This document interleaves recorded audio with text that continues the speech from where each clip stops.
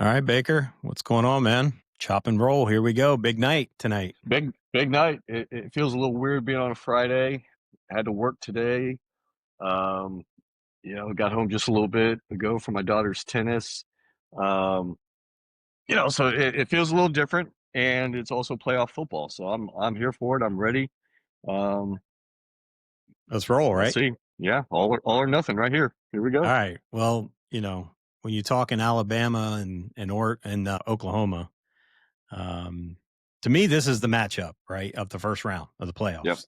Yep.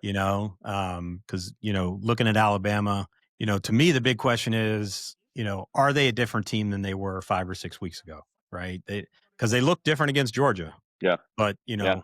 let's be honest, Georgia will kind of make anybody look like that if they play the way they should, right? And Sure. I get it. Alabama had a lot of guys banged up, but at the same time, Oklahoma has beaten them. It's 2 years in a row, right? Yeah. Yeah. Yeah. So, And got us in Tuscaloosa this year. yep, yep. And now, you're asking Bama to go on the road right after a big loss to Georgia against a team they haven't beat in their last two tries. So Yep. that's not an easy setup. You know what I mean? Yeah. No, I'm with you. And yeah, I think I saw something, and I don't know if it's the exact year, but it's something like since 1923, Alabama hasn't lost to the same opponent twice in a year. So there's quite the streak on the line in that regard. And just proving that they always said Georgia has an Alabama problem. Does Alabama have an Oklahoma problem? I think if you drop this one tonight, and Venables, schemes up whatever he does on defense and makes Ty Simpson look average.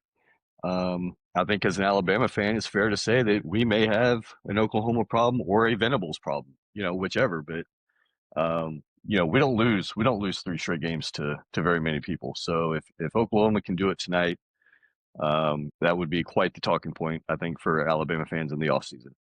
Yeah. So, one thing that jumped out to me right from going quickly back to that Georgia game was the -3 rushing Yeah, yards, yeah, right? Which is like unheard yeah, of at Bama. So, like, ridiculous. how does Alabama adjust, right? Because, you're going up against Oklahoma, Hmm. right? And Brent Venables, who's like has the number one rush defense in the country, right? So how do they do that? Do they, Yeah, chip those DNs that they have? Do they go empty, right? Or do they roll the pocket? I'm kind of anxious, as a former OC, I'm anxious to see how Ryan Grubb calls the game against that yeah. Oklahoma defense, right? So that chess match might be the most interesting part of the night for me, just looking at how he's going to, adjust to that. Yeah, I mean, my brother's over here now. We were just kind of talking about it before we jumped on. We've seen this now 3 games in a row, right? Where Oklahoma kind of laid out the blueprint. Auburn followed it defensively and put pressure all over Ty Simpson, and then Georgia did the same thing. And if now with 2 weeks to prepare for this game, if Grubb and DeBoer can't make adjustments in protection, I don't know what to say. Like I'm expecting more tight ends or an extra offensive lineman or something. Um, and I've mentioned it before, get more creative in the run game. Run some jet sweeps, run Yep. some quick passes, Yep. whatever it might be. Um, Jam Miller was hurt, didn't play against Georgia. He's back, supposedly fully healthy. Ty Simpson's safety blanket and Cuevas, he's back, apparently going to play every snap, on offense.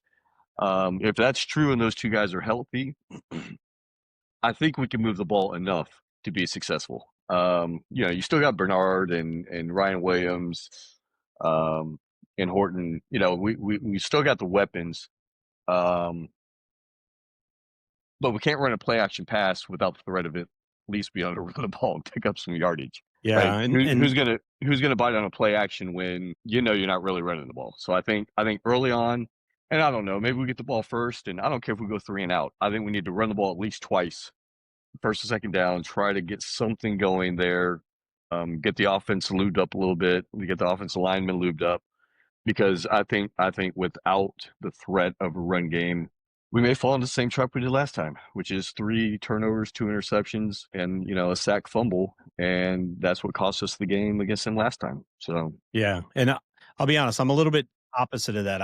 I think Alabama has to start fast, right? They can't let Oklahoma come out and score on the first drive, because if that happens, then Alabama does that, goes 3 and out or turns it over and Alabama scores again, whether it's, going up 10-0 or 14-0.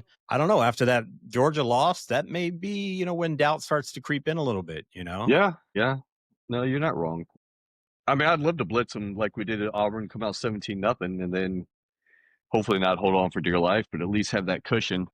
I don't know. Oklahoma's offense doesn't really scare me too much, and I hate like throwing that out, in the podcast universe, but I just did.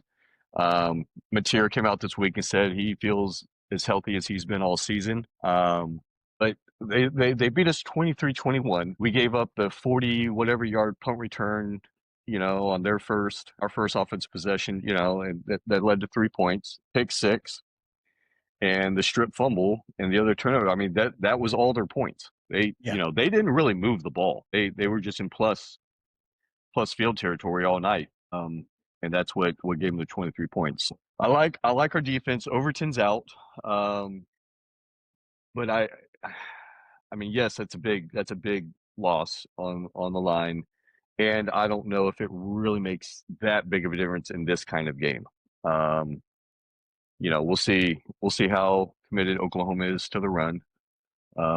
Where they come out and try to hit big plays, get Yeah. that crowd excited, and Mateer kind of slings it anyway. So, Yeah. um, Well, obviously you talked about the turnovers, right? That's a huge thing for them to, have a chance to be in the game. Is Alabama has a limit term. yeah, That's self-explanatory. yeah, That's, especially with the last game. But to yeah, me, another massive concern is obviously Oklahoma's defensive ends, right? We hmm touched on a little bit, but Alabama has to slow them down, whether yep, again, chip them, protect, roll the pocket, whatever. Because they put everything on Ty Simpson's back. And that offensive line, if they can't protect Ty Simpson, if they play like they did against Georgia and Brent Venables watches that tape, obviously, and trust me, obviously he will, but yeah, they better have some fixes to those issues they had. Because if not, Ty Simpson might not finish that game and it could get ugly fast, yeah, Um, now, we all know Venables is kind of elite at, disguising coverages and bringing pressure from everywhere. And, Ty Simpson's going to have answers. Ryan Grubb's going to have answers hmm because, in the first Oklahoma game, they didn't. I think Ty Simpson looked lost. He couldn't find out where the blitz was coming from. And it obviously clearly affected the game plan on yeah, offensively. So, yeah. And I think Ty needs to be willing to leave the pocket tonight, right? Either rolling out, designed rollouts, or if pressure's coming, just get out of the pocket and go. Pick up. Maybe that's the run game. yep. Pick up 4 yards, pick up 5 yards, live to play another down. I would slide and not let those guys tee off on you, obviously. But to his credit, he is very good at staying in the pocket until the last second and still delivering great throws. And I don't know if that's a recipe for success against Oklahoma. Yeah. So, Yeah. I would, and I hate to say go back to the Jalen Milroe because that's not what I'm trying to say. But look at your number one, you look at your number two, and at that point, if you don't have a safety valve that you're going to, you're probably looking to get out of the pocket and go. Like Yeah. I think that's just Yeah. just get positive yards. Don't go backwards. Don't turn the ball over. Just get positive yards, Yeah. and take our chances from there. So to me, I think you just spread them out. Yeah, I don't think I think you sling it deep. You have those 3 or 4 really good wide receivers, whoever's going to play, yep, including is that freshman playing too? yeah, yeah, Yeah. So I mean, you got 4 legit dudes, right? hmm Take your shots, man. Mix in jet sweeps, like you said, quarterback draws, right? Do something different. Go empty because just if you think you're just going to line up and try and run straight at this defense, it ain't going to work, right? yeah, So yeah, you have to mix it up, because I do think it's going to be a low scoring game. And if Alabama wins, it's because they don't lose it, if you ask hmm me, right? yeah, They lost that last game. Oklahoma yeah, didn't win that game, 100%. right? So, Alabama lost it and they can't do that again. They cannot lose this game. And that's making smart decisions with the ball, controlling the clock if you have to, whatever. But like you said before, you have to find a way to pick up first downs and move the chains, Yep, yep, and you can't turn it over. You can't take chances. Let your defense. I think Mateer, I mean, I remember the beginning of the year, everyone was like, oh, this guy's a Heisman candidate and everything. dude, his stock is dropped so much. He started playing so bad. So, like, Yeah. don't worry so much about their offense because I think Bama's defense will be fine. The key to the victory is how does Alabama's offense play against Oklahoma's defense and whether Yeah. they turn the ball over. Yep. So Yeah, I think turnovers to me is the key. If we have 3 turnovers again, we're going to lose the game. Unless we can do the same thing to them, which we didn't last time. But ball security, I'm confident that if we don't turn the ball over, we will be able to create enough offense to win the game. I think we created enough offense last time to win the game, minus the turnovers. Like we scored 21, and if you take away the turnovers, we beat them 21-3. Now is that totally realistic to say that's what the final score would be? I don't know, but I mean that's looking at it from a bird's eye view, that's what it would have been. But Oklahoma, their defense is legit, and they create turnovers, and that's what they do, and they kind of live off of that. So if we can just not give them extra opportunities on offense in plus territory, I do like our chances. I really do. So with the game on a Friday, you didn't get to cook anything. Nope. Uh-oh.